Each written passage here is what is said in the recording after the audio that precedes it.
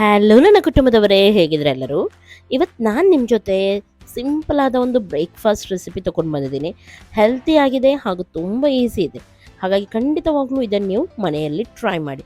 ಹೊಸ ರುಚಿ. ಇಲ್ಲಿ ನಾನು ಒಂದು 2 ಕಪ್ಪಷ್ಟು ದಪ್ಪ ಅವಲಕ್ಕಿ ತಗೊಂಡಿದ್ದೀನಿ. ಅದನ್ನು ಚೆನ್ನಾಗಿ ನೀರಲ್ಲಿ ತೊಳೆದು ಸ್ವಲ್ಪ ಹೊತ್ತು ನೆನೆ ಹಾಕಿದ್ದೆ, ಒಂದು 5 ನಿಮಿಷ. ನೀರೆಲ್ಲ ಸರಿಯಾಗಿ ಹಿಂಡಿಕೊಂಡಿದೆ, ನೋಡ್ಬೋದು. ಹಿಂಗಿ ಹೋಗಿದೆ. ಇವಾಗ ನೀರನ್ನು ಹೀಗೆ ಅಂದರೆ ಹಿಂಡಿ ತೆಗಿಬೇಕು. ಇದಕ್ಕೆ ನೀರು ಆ್ಯಡ್ ಮಾಡಲಿಕ್ಕಿಲ್ಲ, ಹಿಂಡಿ ಇದನ್ನು ಸಪ್ರೇಟಾಗಿ ತೆಗೀರಿ. ಇವಾಗ ಇದನ್ನು ಮಿಕ್ಸಿ ಜಾರಿಗೆ, ನೀರನ್ನು ತೆಗೆದು ಮಿಕ್ಸಿ ಜಾರಿಗೆ ಹಾಕೋಣ. ಹಾಗೆ ಸ್ವಲ್ಪ ನೀರಿದ್ರೆ ಪರವಾಗಿಲ್ಲ, ತುಂಬ ಹಾಕಬೇಡಿ ಅಂತ ಹೇಳುದು ನಾನು ಅಷ್ಟೇ. ಇವಾಗ ಇದಕ್ಕೆ ಒಂದು ಅರ್ಧ ಕಪ್ಪಷ್ಟು ಸಣ್ಣ ರವೆಯನ್ನು ತಗೊಂಡಿದ್ದೀನಿ. ಚಿರೋಟಿ ರವೆ ಹೇಳ್ತಾರೆ, ಸೆಮೋಲಿನ ರವೆ ಹೇಳ್ತಾರೆ. ಸಣ್ಣ ರವೆ ತಗೊಂಡಿದ್ದೀನಿ, ಅದನ್ನು ಕೂಡ ಆ್ಯಡ್ ಮಾಡೋಣ. ಸಣ್ಣ ಕಪ್ಪಲ್ಲಿ 1 ಕಪ್ಪಷ್ಟು ಮೊಸರನ್ನು ಆ್ಯಡ್ ಮಾಡೋಣ. ರುಚಿಗೆ ತಕ್ಕಷ್ಟು ಉಪ್ಪನ್ನು ಹಾಕೋಣ. ಇಷ್ಟನ್ನು ಇವಾಗ ಗ್ರೈಂಡ್ ಮಾಡಬೇಕು. ತುಂಬ ನೈಸ್ ಆಗಿಲ್ಲ, ಸ್ವಲ್ಪ ದಪ್ಪ ಆಗಬೇಕು ಹಿಟ್ಟು. ಹಾಗಾಗಿ ಸ್ವಲ್ಪ ಗ್ರೈಂಡ್ ಮಾಡೋಣ.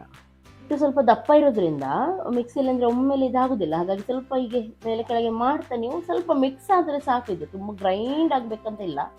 ಹಾಗಾಗಿ ನೋಡಿ, ಹೀಗೆ ಸ್ವಲ್ಪ ಕೈ ಹಾಕಿ ಮೇಲೆ ಕೆಳಗೆ ಮಾಡಿ ಮತ್ತೊಮ್ಮೆ ನೀವು ಇದನ್ನು ಗ್ರೈಂಡ್ ಮಾಡಿ. ನೀರು ಮಾತ್ರ ಜಾಸ್ತಿ ಹಾಕಲಿಕ್ಕೆ ಹೋಗಬೇಕು.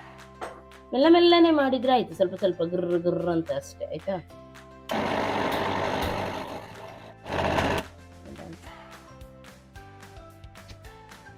ಓಕೆ, ನೋಡಿ, ಸ್ವಲ್ಪ ಹೀಗೆ ಮಿಕ್ಸ್ ಆದರೆ ಸಾಕು ಅಷ್ಟೇ. ಒಮ್ಮೆಲೆ ನಿಮ್ಮ ಮಿಕ್ಸಿ ಜಾರ್ ಸರಿಯಾಗಿ ಇದು ಮಾಡೋದಿಲ್ಲ ಅಂತಂದರೆ ಸಣ್ಣ ಮಿಕ್ಸಿ ಜಾರಲ್ಲಿ ಹಾಕಿ ಸ್ವಲ್ಪನೇ ಮಾಡಿ. ಕೈಯಲ್ಲಿ ಕೂಡ ಸರಿಯಾಗಿ ಮಿಕ್ಸ್ ಮಾಡಿದರೆ ಮಿಕ್ಸ್ ಆಗುತ್ತೆ. ಕೈಯಲ್ಲಿ ಕೂಡ ನೀವು ಬೇಕಿದ್ರೆ ಮಾಡ್ಬೋದು, ಮಿಕ್ಸಿಯಲ್ಲೇ ಹಾಕಬೇಕಂತ ಏನಿಲ್ಲ. ಅದೇ ಸ್ವಲ್ಪ ಈಸಿ ಆಗುತ್ತೆ ಅಂತ ಹೇಳಿ ನಾನು ಮಿಕ್ಸಿ ಜಾರಿಗೆ ಹಾಕಿಬಿಟ್ಟಿದ್ದೀನಿ. ಓಕೆ, ಉಪ್ಪೆಲ್ಲ ಕರೆಕ್ಟಾಗಿ ಹಾಕಿದ್ದೀನಿ. ಈಗ ಒಂದು 2 ನಿಮಿಷ ಇದನ್ನು ಮುಚ್ಚಿಡೋಣ. ಯಾಕಂದರೆ ಇದಕ್ಕೆ ರವೆ ಎಲ್ಲ ಹಾಕಿದ್ವಿ ಅಲ್ವ ನಾವು, ಸ್ವಲ್ಪ ಎಳ್ಕೊಳ್ಳಿ ನೀರೆಲ್ಲ ಅಂತ ಹೇಳಿ ಒಂದು 2 ನಿಮಿಷ ಮುಚ್ಚಿಡೋಣ. ಅವು ಕರೆಕ್ಟಾಗಿ ಇದು ದಪ್ಪ ಆಗುತ್ತೆ. ಒಮ್ಮೆಲೆ ಗಟ್ಟಿ ಆಗಲ್ಲ ಅಂತ ಆದರೆ ನೀವೇನು ಮಾಡಬೇಕು, ಸ್ವಲ್ಪ ರವೆಯನ್ನು ಆ್ಯಡ್ ಮಾಡ್ಬೋದು. ಒಂದು 1/4 ಕಪ್ಪಷ್ಟು ರವೆಯನ್ನು ಹಾಕ್ಬೋದು, ಏನೂ ಟೆನ್ಷನ್ ಇಲ್ಲ. ಓಕೆ, ಇವಾಗ ಕಡುಬು ಹೇಗೆ ಮಾಡ್ತೀವಿ ನೋಡಿ, ಅದೇ ರೀತಿ ನಾವು ಮಾಡಿದರೆ ಆಯಿತು. ಕೈಗೆ ಸ್ವಲ್ಪ ಆಯಿಲ್ ಅಥವಾ ನೀರನ್ನು ಹಾಕಿ ನೋಡಿ, ಈ ರೀತಿ. ಹಾಗೆ ಇದನ್ನು ಬೇಯಿಸ್ಲಿಕ್ಕೆ ಇಡೋಣ.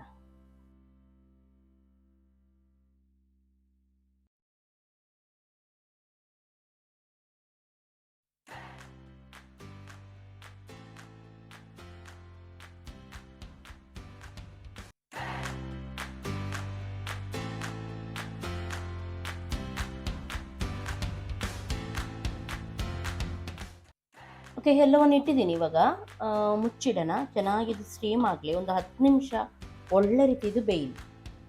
ಓಕೆ, 10 to 15 ಮಿನಿಟ್ಸ್ ನಾನು ಬೇಯಿಸಿದ್ದೀನಿ. ಚೆನ್ನಾಗಿ ಬೆಂದಿದೆ. ಇವಾಗ ಕಡುಬು ಯಾವ ರೀತಿ ಬೇಯುತ್ತೆ ನೋಡಿ, ಅದೇ ರೀತಿ. ಇವಾಗ ಇದನ್ನು ಸ್ವಲ್ಪ ತಣ್ಣಗಾಗಲಿಕ್ಕೆ ಬಿಡೋಣ.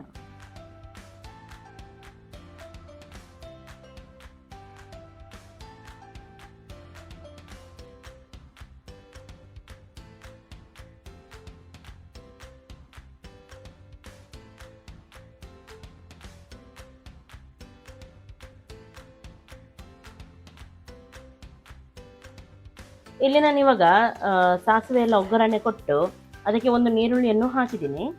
ಆಮೇಲೆ ಸ್ವಲ್ಪ ಜೀರಿಗೆ ಕೂಡ ಹಾಕಿದ್ದೀನಿ ಒಗ್ಗರಣೆಗೆ. ಈಗ ಸ್ವಲ್ಪ ಜಿಂಜರ್ ಗಾರ್ಲಿಕ್ ಪೇಸ್ಟ್ ಹಾಕ್ತಾ ಇದ್ದೀನಿ. ಇದರ ಬದಲು ಶುಂಠಿ ಬೆಳ್ಳುಳ್ಳಿ ಕಟ್ ಮಾಡಿ ಕೂಡ ನೀವು ಹಾಕ್ಬೋದು.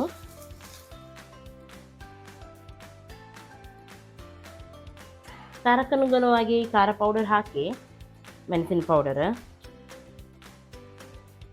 ಸ್ವಲ್ಪ ಅರಶಿನ ಪೌಡರ್ ಸಾಕು, ಜಾಸ್ತಿ ಬೇಡ. ಮಿಕ್ಸ್ ಮಾಡೋಣ. ಇವಾಗ ಇದಕ್ಕೆ ದೊಡ್ಡ 2 ಟೊಮೆಟೊವನ್ನು ಹಾಕಿದ್ದೀನಿ. ಉಪ್ಪನ್ನು ಹಾಕೋಣ. ಹಾಗೂ ಟೊಮೆಟೊ ಸಾಫ್ಟ್ ಆಗಲಿ ಚೆನ್ನಾಗಿ, ಅಷ್ಟು ತನಕ ಇದನ್ನು ಫ್ರೈ ಮಾಡೋಣ. ಸ್ವಲ್ಪ ಸಾಫ್ಟ್ ಆಗಿದೆ ಅಲ್ವಾ ಟೊಮೆಟೊ, ಇನ್ನು ಸ್ವಲ್ಪ ನೀರು ಹಾಕಿ ಇನ್ನೂ ಕೂಡ ಸ್ವಲ್ಪ ಸಾಫ್ಟ್ ಮಾಡೋಣ. ಇದನ್ನು ಚೆನ್ನಾಗಿ ಕುದಿ ಬರಲಿ ಇದು. ಓಕೆ, ನೋಡ್ಬೋದು ಇಲ್ಲಿ ಟೊಮೆಟೊ ಸಾಫ್ಟ್ ಆಗ್ತಾ ಬಂದಿದೆ. ಇವಾಗ ಇದಕ್ಕೆ ಸ್ವಲ್ಪ ಚಿಕನ್ ಪೌಡರ್ ಅಂದರೆ ಚಿಕನ್ ಮಸಾಲ ಯಾವುದಾದ್ರೂ ಇದೆ ಆದರೆ ಅದನ್ನು ನೀವು ಸ್ವಲ್ಪ ಆ್ಯಡ್ ಮಾಡಿ, ಫ್ಲೇವರಿಗೆ ತುಂಬ ಚೆನ್ನಾಗಾಗುತ್ತೆ. ಆಮೇಲೆ ಇಲ್ಲ ಅಂದರೆ ಸ್ವಲ್ಪ ಗರಂ ಮಸಾಲ ಕೂಡ ನೀವು ಇಲ್ಲಿ ಹಾಕ್ಬೋದು. 1 ಚಮಚದಷ್ಟು ಹಾಕಿದರೆ ಸಾಕು, ಜಾಸ್ತಿ ಬೇಕಂತೇನಿಲ್ಲ. ಚಿಕನ್ ಮಸಾಲ ಎಲ್ಲ ಹಾಕೋದಾದರೆ ಮೊದಲು ಉಪ್ಪೆಲ್ಲ ಸ್ವಲ್ಪ ಕಮ್ಮಿನೇ ಹಾಕಿ, ಕೆಲವೊಮ್ಮೆ ಚಿಕನ್ ಮಸಾಲದಲ್ಲಿ ಉಪ್ಪೆಲ್ಲ ಇರುತ್ತೆ, ಆಮೇಲೆ ನೋಡ್ಕೊಂಡು ಬೇಕಿದ್ರೆ ಹಾಕ್ಬೋದು. ಓಕೆ ನೋಡಿ, ಇವಾಗ ಇದು ಮಸಾಲೆ ರೆಡಿಯಾಗಿದೆ. ಸ್ವಲ್ಪ ನೀರನ್ನು ಆ್ಯಡ್ ಮಾಡ್ತಾ ಇದ್ದೀನಿ ಮತ್ತೊಮ್ಮೆ. ನಾನು ಒಂದು 1/4 ಕಪ್, ಜಾಸ್ತಿ ಬೇಡ. ಮಿಕ್ಸ್ ಮಾಡೋಣ. ಹಾಗೂ ಇದಕ್ಕೆ ಸ್ವಲ್ಪ ಟೊಮೆಟೊ ಕೆಚಪ್ ಹಾಕ್ತಾ ಇದ್ದೀನಿ. ಮಕ್ಕಳಿಗೆಲ್ಲಾದರೂ ಇದು ಇಷ್ಟ ಆಗುತ್ತೆ. ಒಮ್ಮೆಲೆ ಮಕ್ಕಳಿಗೆಲ್ಲ ನಿಮಗೆ ಮಾಡೋದಾದರೆ ಖಾರ ಇಷ್ಟ ಇದ್ದವರು ಇದನ್ನು ಸ್ಕಿಪ್ ಮಾಡ್ಬೋದು. ಒಂದು 2 ಚಮಚದಷ್ಟು ಹಾಕ್ತೀನಿ, ಸಣ್ಣ ಚಮಚದಲ್ಲಿ.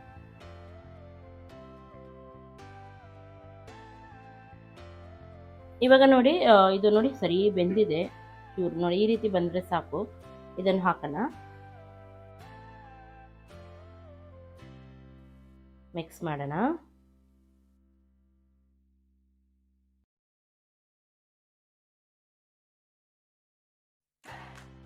ಕಂಪ್ಲೀಟ್ ಇದು ಡ್ರೈ ಆಗಲಿ ಮಸಾಲ.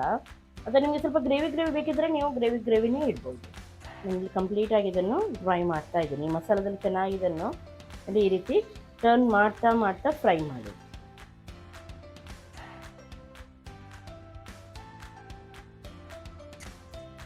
ಓಕೆ, ಇದು ಇವಾಗ ರೆಡಿಯಾಗಿದೆ. ನಾನು ಇದಕ್ಕೆ ಕೊತ್ತಂಬರಿ ಸೊಪ್ಪನ್ನು ಹಾಕ್ತಾ ಇದ್ದೀನಿ ಹಾಗೂ ಗ್ಯಾಸನ್ನು ಆಫ್ ಮಾಡ್ತೀನಿ. ತುಂಬ ರುಚಿಯಾಗಿರುತ್ತೆ ಇದು.